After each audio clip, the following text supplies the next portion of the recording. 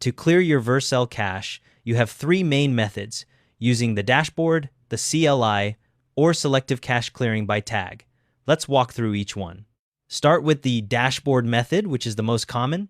Log into your Vercel dashboard and navigate to your project.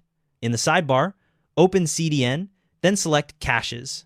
You'll see a Purge Cache section. Click on All Content. If your project has runtime and data cache, select the cache layer type you want to purge. Click Purge, then confirm in the modal that appears. Once complete, you'll see the purge logged in the Purge History section. The cache clears globally in milliseconds.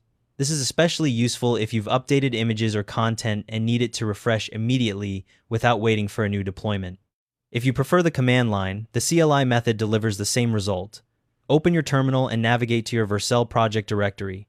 Run the command vercel cache purge -- type cdn. The CLI will prompt you to confirm, or you can add -- yes to skip the confirmation.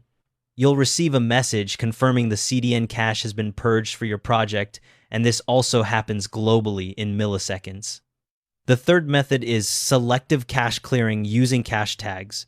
This only works if you've already configured cache tags in your application code. Open your terminal, navigate to your project directory, and run vercel cache invalidate -- tag followed by your tag name, for example. Vercel cache invalidate -- tag blog posts. This invalidates all cached content with that tag across CDN, runtime, and data cache. The next request will serve stale content instantly while revalidation happens in the background. Cache tags are case sensitive, so type them exactly as configured in your code. One important note, by default, your CDN cache is purged automatically with every new deployment. Use these methods only when you need to force an immediate refresh without deploying. That's how to clear your Vercel cache.